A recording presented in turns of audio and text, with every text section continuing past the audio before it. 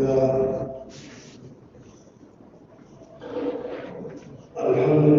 نحمده ونستعينه ونستغفره ونعوذ بالله من شرور أنفسنا ومن سيئات أعمالنا من يهد الله فلا مضل له ومن يضلل فلا هادي له ونشهد أن لا إله إلا الله وحده لا شريك له ونشهد أن محمدا عبده ورسوله أرسله بالحق بشيرا ونذيرا من يطع الله ورسوله فقد رشد ومن يعصهما فإنه لا يضر إلا نفسه ولا يضر الله شيئا أما بعد فقد قال النبي صلى الله عليه وسلم ألا في البدن مضغة إذا صلحت صلحت الجسد كله وإذا فسدت الجسد كله ألا وهي القلب أو كما قال عليه الصلاة والسلام. بزرگوں اور دوستوں، کئی دن سے بات حضرت کے سامنے چل رہی ہے کہ اللہ تبارک و تعالیٰ نے انسان کو کیوں پیدا کیا اور انسان میں کون سی ایسی خاص بات رکھی جو دوسرے مخلوق میں نہیں، اور انسان کو اللہ تبارک و تعالیٰ نے اپنی تمام مخلوقات میں سب سے زیادہ اشرف، سب سے زیادہ اونچا، سب سے زیادہ اچھا اور سب سے زیادہ لائق بنایا.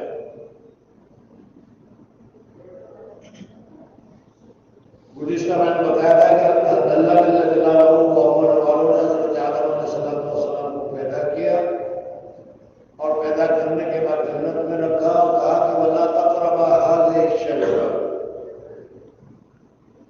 اور پھر وہ جو بات تھی وہ ہو گئی. حضرت آدم علیہ السلام نے اس درخت کو کھا لیا.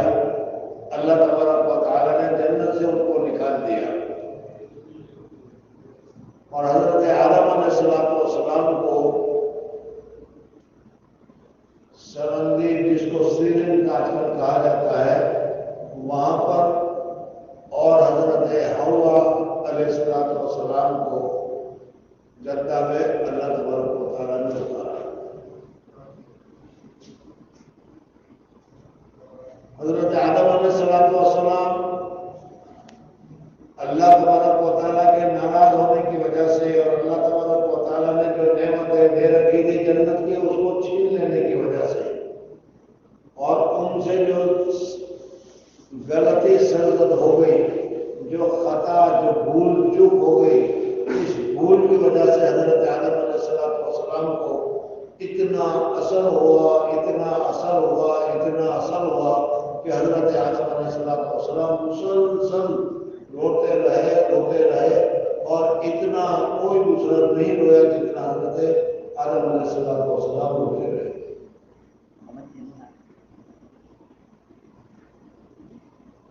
کتابوں میں، تفسیر کی کتابوں میں لکھا ہے کہ حضرت آدم علیہ السلام جو روئے تو اس رونے کی وجہ سے مستقلاً پانی کے بہاؤ اور پانی کی نہریں شروع ہو گئی حضرت آدم علیہ السلام کے رونے کی وجہ سے،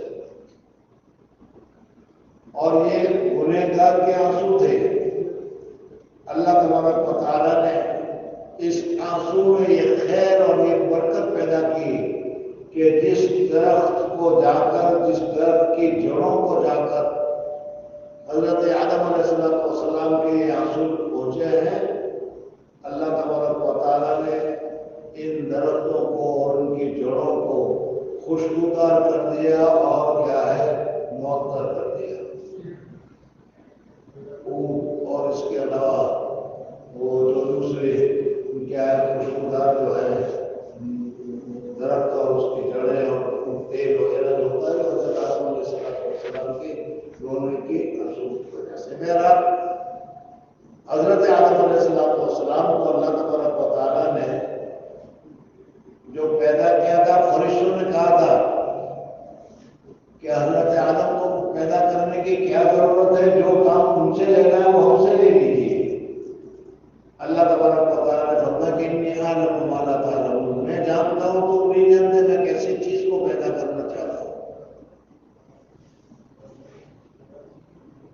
بزرگوں اور دوستوں، اللہ تبارک و تعالیٰ نے فرشتوں کو پیدا کیا نور سے،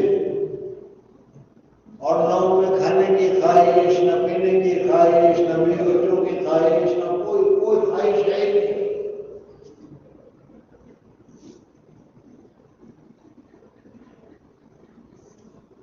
اللہ تبارک و تعالیٰ ایک ایسی مخلوق پیدا کرنا چاہتے تھے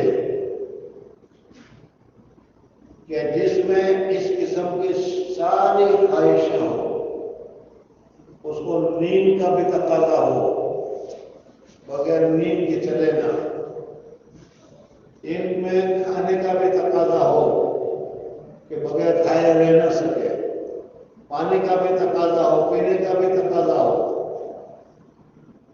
اور خواہشات کا بھی تقاضا ہو، بیوی بچوں کے بغیر رہ نہ سکے۔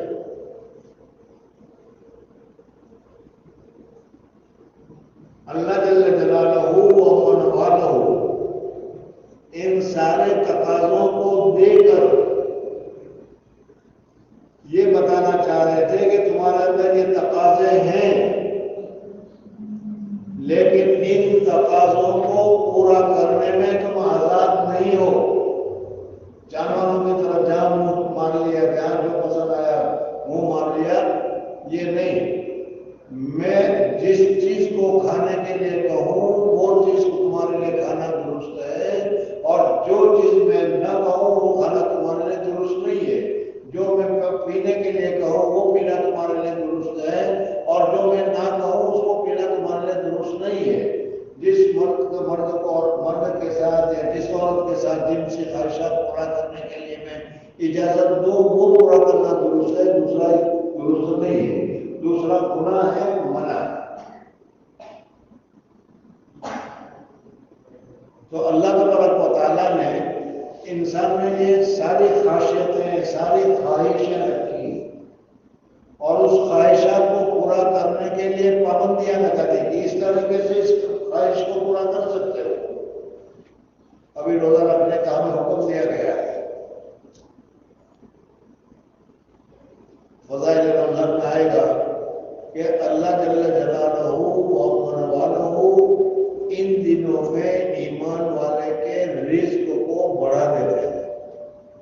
روزہ رکھا ہے اور صبح سے لے کر شام تک کچھ بھی نہیں کھا رہے، لیکن حدیث پاک میں آتا ہے کہ اللہ جل جلالہ و من والہ اس میں روزہ دار کے رزق کو بڑھا دیتے ہیں، اور بالکل صحیح ہے۔ سال بھر میں جو چیزیں ہمارے پاس اچھی سے اچھی آتی ہے اس کو رکھتے تھے کہ رمضان میں کھائیں گے، اور رمضان میں پھر کیا ہے، ساری نعمتیں جو ہم دیکھ رہے ہو وہ کھا رہے ہیں، اور یہ نعمتیں رمضان کے علاوہ دوسرے دنوں میں ہم کو نہیں ملتی۔ پھر روزہ رکھا یا کھا رہے ہو، لیکن اللہ جل جلالہ نے فرمایا کہ صبح صادق سے لے کر سورج کے غروب ہونے تک ایک لقمہ بھی، ایک دانہ بھی کھانا جائز نہیں ہے، اور انسان اس کو پورا کر کے بتاتا ہے کہ صبح صادق سے لے کر مغرب تک ہم کچھ نہیں کھائیں گے، مر جائیں گے، پیاس سے مر جائیں گے، بھوک سے مر جائیں گے، لیکن نہیں کھائیں گے۔ اللہ تبارک و تعالیٰ کو ایسے مطیع اور فرما بردار بننے کی ضرورت ہے۔ فرشتوں میں یہ چیز نہیں ہے، اس لیے کہ ان میں تو خواہش ہے ہی نہیں، کھانے کی خواہش نہیں، پینے کی خواہش نہیں، بچے کی خواہش نہیں، عورتوں کی خواہش نہیں۔ جیسے یہ دیوار، اگر اس دیوار کو کہو کہ تو زنا مت کرنا، اور دیوار زنا نہ کرے تو کون سا کمال ہے؟ اس میں تو صلاحیت ہی نہیں ہے۔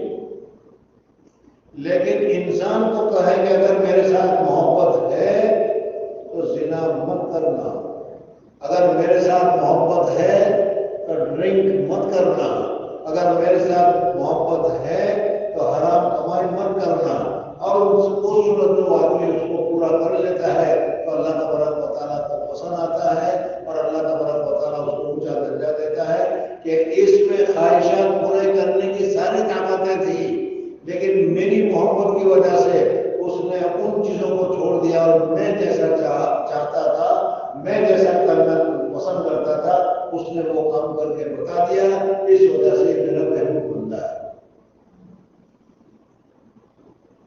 بزرگوں اور دوستوں، اللہ تبارک و تعالیٰ نے ہمیں کیوں پیدا کیا، یہ اچھی طریقے سے آپ حضرت کی سمجھ میں آ جانا چاہیے۔ اسی وجہ سے شریعت اللہ تبارک و تعالیٰ نے مقرر کی کہ یہ جائز ہے، یہ ناجائز ہے، یہ حلال ہے، یہ حرام ہے۔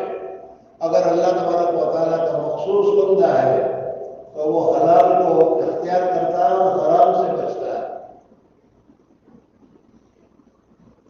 اصل انسان میں اللہ تبارک و تعالیٰ نے اس کو جو اشرف المخلوقات بنایا، سب سے زیادہ اشرف، سب سے زیادہ اعلیٰ، سب سے زیادہ اونچا اللہ تبارک و تعالیٰ نے انسان کو بنایا، اشرف المخلوقات۔ جتنی مخلوقات اللہ تبارک و تعالیٰ نے پیدا کی ہے ان میں سب سے اونچا درجہ جو ہے وہ انسان کا ہے۔ اور اس انسان میں اللہ تبارک و تعالیٰ نے اطاعت اور فرما برداری کا بھی جذبہ رکھا، اور ہر انسان کے دل میں اللہ جل جلالہ و امن والوں نے نافرمانی کا جذبہ بھی رکھا، نافرمانی کا پاور بھی رکھا، جس کو نفس سے تعبیر کیا گیا۔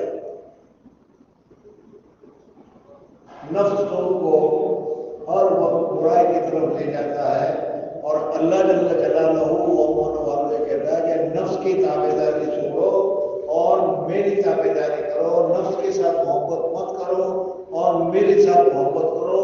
یہ ہمارا جینے کا اصل مقصد ہے،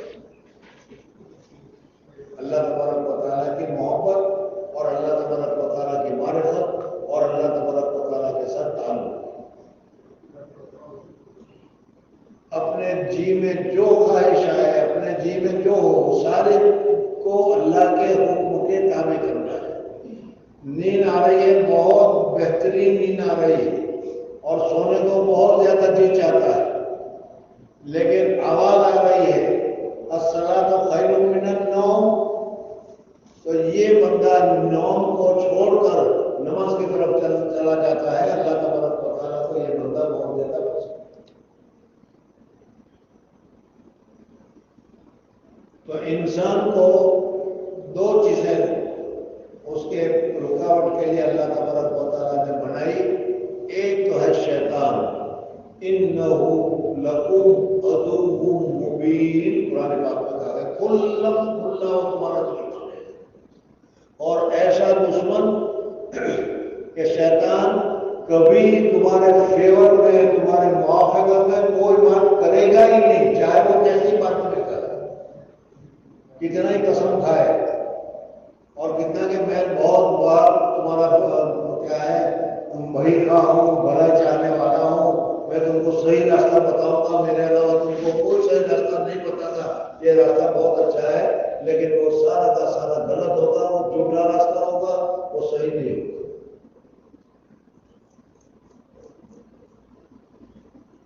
اللہ تبارک و تعالیٰ نے قرآن پاک میں صاف فرما دیا کہ عدو مبین، کھلم کھلا دشمن، لیکن ہم اللہ تبارک و تعالیٰ کی بات کو ماننے کے لیے تیار نہیں ہے، اور دشمن جو بات ہمارے دل میں ڈالتا ہے اس بات کو ہم ماننے کے لیے تیار ہو جاتے ہیں۔ بتاؤ یہ ہمارا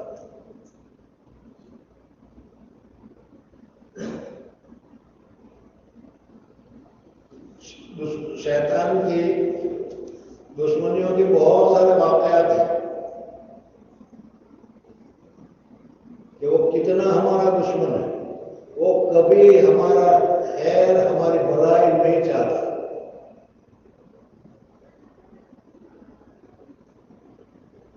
حضرت امیر معاویہ رضی اللہ تعالیٰ عنہ کی تاریخ میں قصہ لکھا ہوا ہے کہ حضرت امیر معاویہ رضی اللہ تعالیٰ عنہ کو کسی وجہ سے کسی دن تہجد کی نماز ان کی فوت ہو گئی۔ بزرگوں اور دوستوں، صحابہ کا درجہ بہت ہی اونچا درجہ ہے۔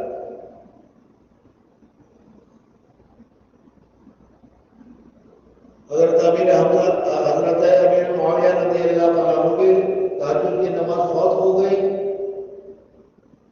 ہماری تو روزانہ فوت ہوتی ہے اور ہمارے دل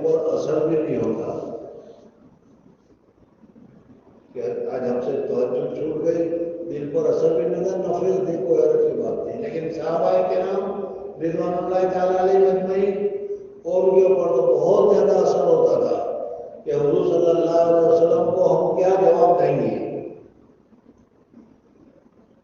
حضرت امیر معاویہ رضی اللہ تعالیٰ عنہ صبح اٹھ کر بہت روئے،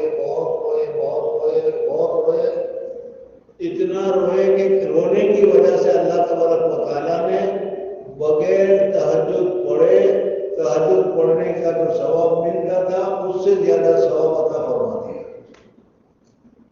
اللہ تبارک و تعالیٰ کے سامنے رونے کا بہت بڑی فضیلت ہے اور بہت اونچا درجہ ہے۔ بزرگوں اور دوستوں، ذرا سا آنسو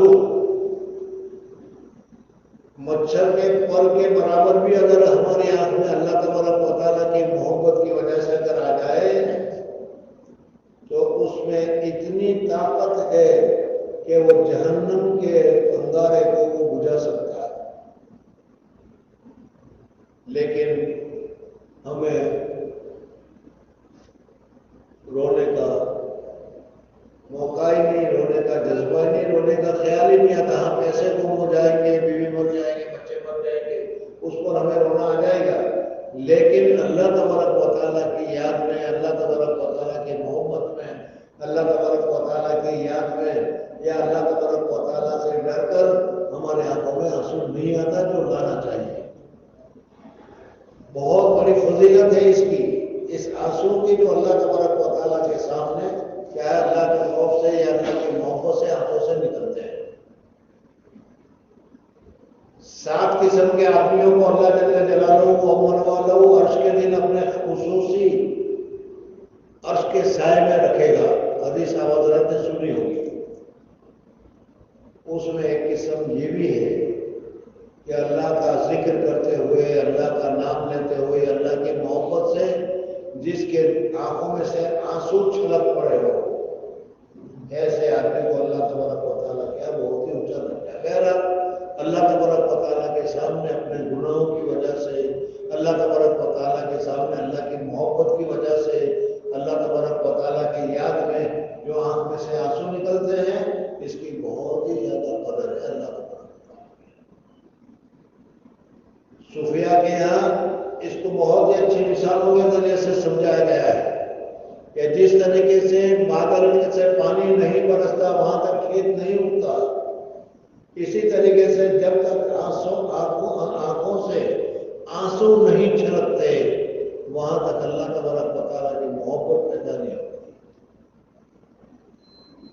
بزرگوں اور دوستوں، دنیا کی محبت، دنیا کی چیزیں ہمارے دل میں بھری پڑی ہے، جس کی وجہ سے اللہ تبارک و تعالیٰ کی محبت آ ہی نہیں سکتی۔ اور جب اللہ کی محبت نہیں ہے تو پھر اس محبت سے ہمارے آنکھوں میں سے آنسو کیسے آئیں گے؟ خیر بہرحال حضرت امیر معاویہ رضی اللہ تعالیٰ عنہ روئے، رونا حق تھا، وہ تو صحابی تھے۔ اللہ جل جلالہ و من والوں نے ان کے رونے کی وجہ سے تہجد پڑھ کر جو درجہ ملتا، تہجد پڑھ کر جو ثواب ملتا، اس سے زیادہ ثواب دے دیا۔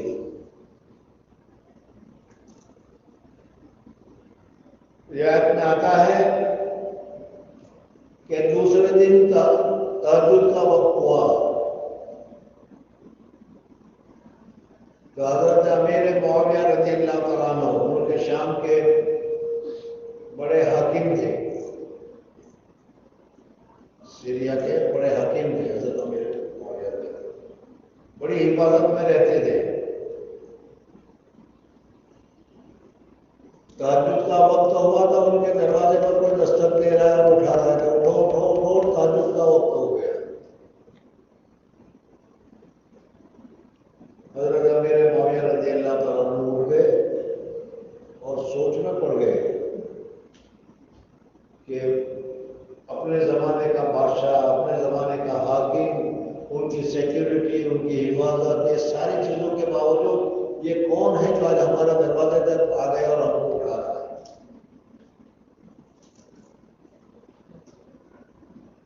حضرت امیر معاویہ رضی اللہ عنہ نے پوچھا، بھائی تم کون؟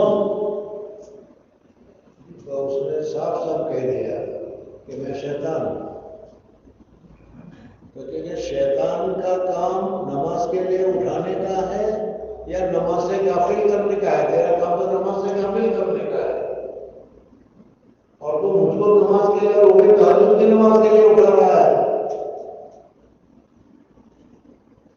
تو اس نے کہا کہ ہاں، گزشتہ کل میں نے کسی طریقے سے تمہاری تہجد کی نماز فوت کرائی تھی تو تم روئے تھے، اور اتنا روئے تھے کہ رونے کی وجہ سے اللہ تبارک و تعالیٰ نے تہجد پڑھنے کا جو تم کو ثواب ملتا تھا اس سے زیادہ ثواب ملا۔ تو مجھے یہ ہوا کہ اگر آج بھی میں تمہاری تہجد فوت کرا دوں گا تو تم رو گے، اور رونے کی وجہ سے تہجد سے زیادہ ثواب ملے گا۔ اس سے تو اچھا یہ ہے کہ میں تم کو اٹھا دوں اور تم تہجد پڑھو تاکہ کم ثواب ملے، تمہیں زیادہ ثواب نہ ملے۔ دیکھو کتنی دشمنی ہے، شیطان سمجھ میں آیا کتنی دشمنی ہے کہ اس کو زیادہ ثواب بھی نہیں ملنا چاہیے۔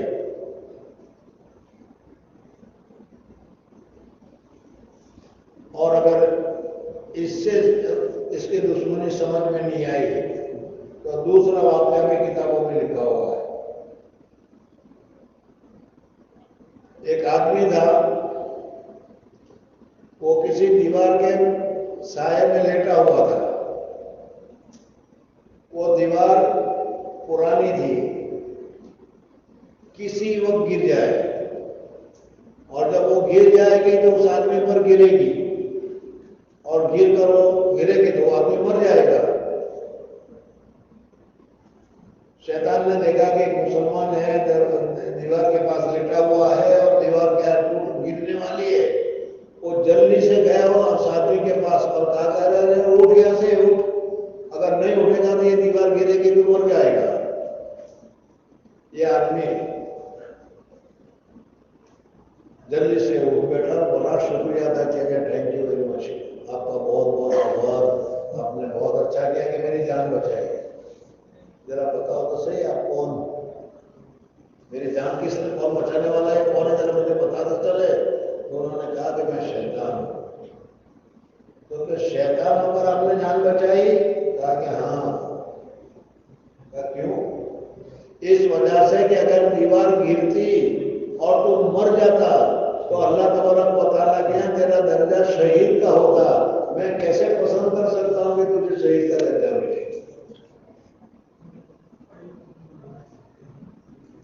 بزرگوں اور دوستوں، بہت سارے ایسے واقعات ہیں، اور میں اس لیے آپ کو بتانا چاہتا ہوں کہ دشمن ہمارا دشمن، شیطان ہمارا دشمن ہے، اس کو دشمن سمجھو۔ وہ کبھی ہمارے ساتھ خیر کا معاملہ بھی کرے گا تو خیر نہیں ہوگا، اس میں کوئی نہ کوئی بھید، کوئی نہ کوئی دشمنی، کوئی نہ کوئی خرابی چھپی ہوئی ہوگی۔ اللہ تبارک و تعالیٰ نے اسی وجہ سے کہا کہ شیطان کی بات مت مانو، وہ وسوسے ڈالتا ہے، اور ہم اس کی باتوں کے اوپر عجیب، قرآن پاک میں ایک آیت ہے، قیامت میں جہنم میں پہنچ جائیں گے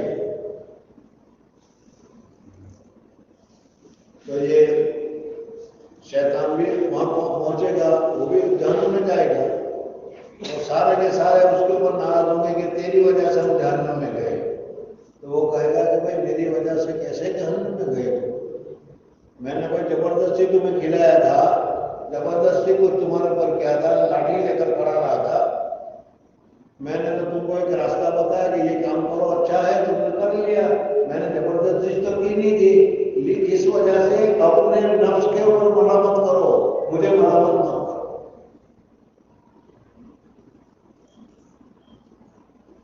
میں یہ بتانا چاہ رہا تھا کہ اللہ تبارک و تعالیٰ نے ہمارے لیے دو دشمن مقرر کیے ہیں، جو ہم کو حق سے، جو ہم کو سچائی سے، جو ہم کو صحیح راستے سے ہٹانے کا کام کرتے ہیں۔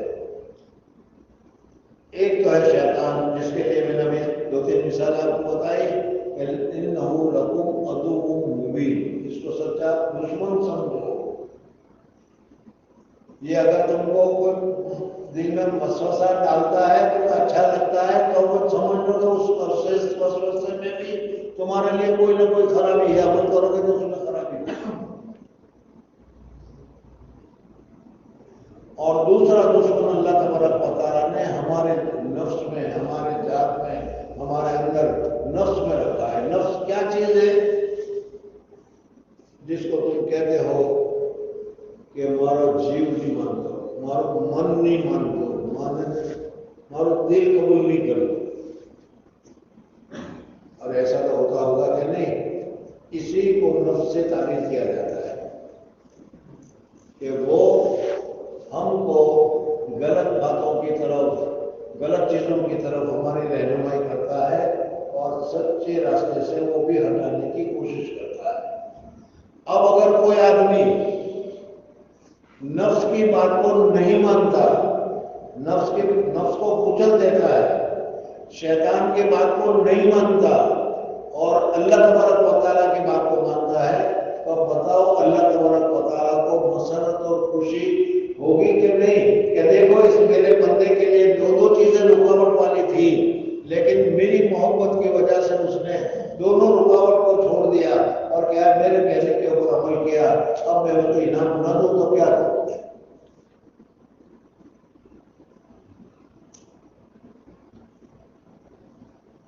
تو ہمارے لیے یہ دو رکاوٹیں ہیں. ایک تو ہے شیطان کی، اور شیطان کی رکاوٹ کے لیے قرآن پاک کہتا ہے کہ شیطان کی رکاوٹ بہت کمزور ہے، اور ہے بھی واقعی میں بہت کمزور. لیکن ہم تو سوچتے ہی نہیں، سمجھتے ہی نہیں، ہمیں پتہ ہی نہیں چل رہا کہ کیا ہوتا ہے. دل میں خیالات آتے رہتے ہیں، مشورے وہ کیا کہتے ہیں وسوسے آتے رہتے ہیں، بہت برے وسوسے آ رہے ہیں، اور آدمی اس کی وجہ سے پریشان ہو جاتا ہے، وہ برے کام کرنے کے لیے تیار ہو جاتا ہے. ایسے وقت میں اگر وہ آدمی ایک مرتبہ پڑھ لے لا حول ولا قوت الا باللہ، اعوذ باللہ من الشیطان الرجیم، لا حول ولا قوت الا باللہ.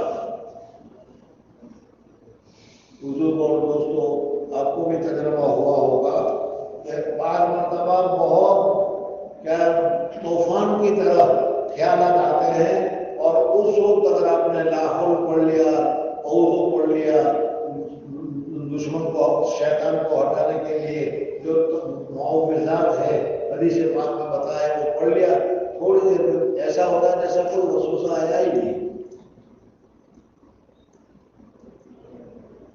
وسوسہ آیا ہو، لاہور پڑھ لو، لاہور پڑھ کر وہ وسوسہ ختم ہو جائے گا، سمجھ لو کہ یہ شیطانی چکر تھا. اس وجہ سے کہ شیطان کہتا ہے کہ ٹھیک ہے تم نے بہت بڑا کھنڈر چلا دیا، لا حول ولا قوت الا باللہ کا، استغفر اللہ کا، لا حول ولا قوت الا باللہ کا، اور اس کھنڈر کے بعد شیطان ٹھہر ہی نہیں سکتا، وہ بھاگ جاتا ہے. اللہ کے ذکر کے سامنے نہ شیطان ٹھہرتا ہے، نہ شیطان کی کوئی چکر چلتا ہے. وہ کہتا ہے کہ ٹھیک ہے کوئی حرج کی بات نہیں، اس راستے سے تم نہیں جاتا، کوئی حرج کی بات نہیں، میرے پاس دوسرے راستے ہیں، میں دوسرے راستے سے تجھے لے جاؤں گا، یہ راستہ میں چھوڑتا ہوں. اس وجہ سے لاہور پڑھنے کے بعد ہو جاتا ہے. اور بعض مرتبہ ایسا ہوتا ہے کہ کوئی برا خیال آیا، لاہور پڑھ رہے، استغفار پڑھ رہے، استغفار کی پوری تسبیح پڑھ لو تو بھی وہ دل میں خیال جو ہے وہ ختم ہونے کا نام نہیں لیتا. تو سمجھ لو کہ یہ شیطان کا چکر نہیں ہے، یہ تمہارے نفس کا چکر ہے.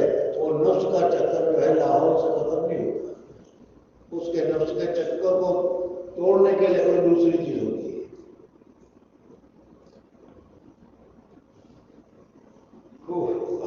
اس کی بھی مثال بتا دو. کتاب میں لکھا کہ ایک بزرگ تھے، اللہ والے تھے، ان کے دل میں ایک مرتبہ خیال آیا کہ مجھے زنا کرنا چاہیے. انسان آ جاتا ہے تو اس نے اب نفس نے کہا کہ زنا کرنا چاہیے، مجھے زنا کرنے کی ضرورت ہے، زنا کرنا چاہیے. اس نے اپنے نفس سے کہا کہ تمہیں معلوم ہے زنا کرنے سے کیا ہوگا؟ جہنم کی آگ میں جلنا پڑے گا، جہنم کی آگ میں جلنا پڑے گا. اور دنیا کی جو یہ آگ ہے، جو دیا میں ہے یا چولہے میں ہے یا گھر میں ہے، जहन्नम की आग से 70% या 90% कम है, यानी इससे ज्यादा उसमें गर्मी है, उससे ज्यादा उसमें हीटिंग है, और इसमें इससे कम है। चल एक बात करता हूं मैं, वो अल्लाह वाला अपने रब से बात कर रहा है, वसवसे से आ रहा है तो उसके साथ जवाब दे रहा है। ऐसा करता है कि उस दिया में मैं अपने उंगली को लगाता हूं, जहन्नम की आग से ये कम दर्जे की आग है, अगर इस आग की सख्ती को तू बर्दाश्त कर गया तो फिर हम आगे सोचते हैं, लेकिन अगर इस आग की गर्मी भी तुझसे बर्दाश्त नहीं हुई तो फिर जहन्नम की गर्मी तो कैसे बर्दाश्त करेगा। और उसने आग में उंगली रखी, जाहिर बात है इस आग में भी उंगली रखेगा तो कौन उसको बर्दाश्त कर सकेगा। नफ्स की इस्लाह होती इसी तरीके से उन्होंने की। तो बुजुर्गों और दोस्तों,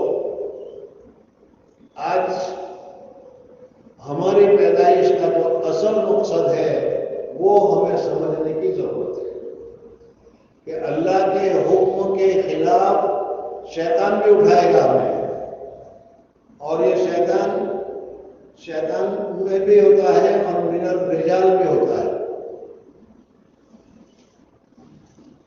शैतानी काम करने वाले शैतान भी होते हैं और इंसानी शक्ल में भी होते हैं, बीवी में, बच्चों में भी, जो तुमको उभारते हैं गुनाह के काम करने की तरफ।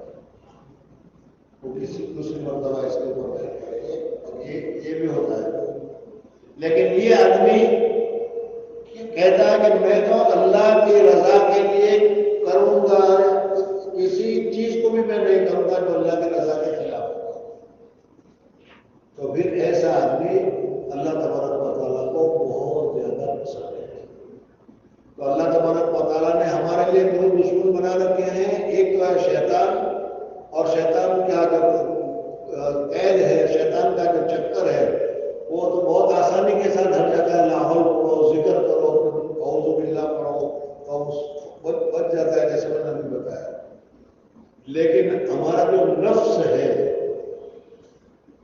वो नफ्स जो है वो क्या है, किस किस्म का है, उसकी 3 किस्में हैं। एक को तो कहा जाता है नफ्से अम्मारा, एक को तो कहा जाता है नफ्से लव्वामा, और तीसरे को कहा जाता है नफ्से मुतमइन्ना। तो इंशाअल्लाह नफ्स क्या है, जिसको मैंने अभी बताया कि हमारा जीव, हमारा दिल, हमारा मन जो हम कहते हैं ना, ये सब नफ्स का तर्जमा है। जिस तरीके से हमारा ये बदन है और इस बदन का हार्ट है, जो गोश्त का लुट रहा है, ऑपरेशन होता है, जो कुछ होता है, इसी तरीके से हमारे रूह है, जो रूह हमारे अंदर है, और रूह का जो हार्ट है वो, उसको आप क्या है नफ्स करार दे दीजिए, आपको उसको क्या है नफ्स बता दीजिए, और उसको नफ्स कहा जाता है। अब इस नफ्स को जो 3 किस्में बताई गई, उसमें हमारा नफ्स कौन से दर्जे में आता है, फर्स्ट ग्रेड में आता है, सेकंड ग्रेड में आता है, थर्ड ग्रेड में आता है, इंशाअल्लाह आपको आइंदा कल बताया जाएगा, और उससे फिर पता चलेगा कि नफ्स की भी कितनी किस्म है, और हर एक का इलाज क्या है, और हर एक का दर्जा क्या है। अल्लाह जल्ल जलालुहु व मन वालुहु मुझे और आप हज़रात को अपने नफ्स पर कंट्रोल करने की ताकत अता फरमाए। आमीन। सुभान अल्लाह व बिहम्दिही, सुभान अल्लाह व बिहम्दिका, नशहदु अन ला इलाहा इल्ला